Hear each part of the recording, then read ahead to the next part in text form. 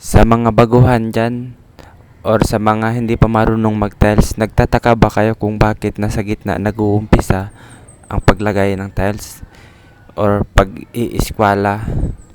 Kasi ito po yung rason mga idol. Kung napapansin nyo mga idol, yung nasa gilid na maliit na yan po yung cutting mga idol. Kaya kung dyan po tayo kumukuha mga idol at kung akala natin na buo yung tiles na ilalagay natin, nagkakamali po tayo mga idol kasi minsan hindi po pantay yung molding or yung poste mga idol. Kaya dapat talaga sa gitna tayo kumukuha ng layout para pagdating sa cutting mga idol, hindi na siya masyadong malaki at hindi na tayo masyadong mahihirapan. Kung napapansin nyo mga idol, yung cutting namin mga idol, maliit na lang, hindi na tayo masyado dyan mahihirapan. At kung naglalagay tayo ng tiles, minsan hindi natin maiwasan na may mabasag talaga. Huwag natin basagin talaga mga idol kasi pwede pa natin yan gamitin tulad nito mga idol.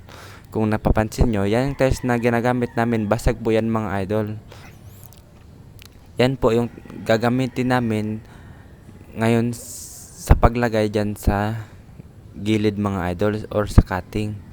Kaya sa mga nagtatiles dyan, yung hindi pa masyado marunong, kung nababasag yung tiles, wag nyong basagin talaga, wag nyong itapon kasi pwede pa natin yan ilagay sa gilid mga idol.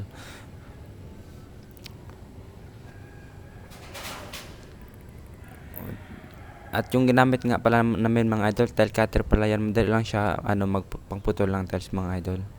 O di ba mga idol, sobrang ganda mga idol yung saktong-sakto. Salamat sa panonood mga idol, sana may matutunan kayo.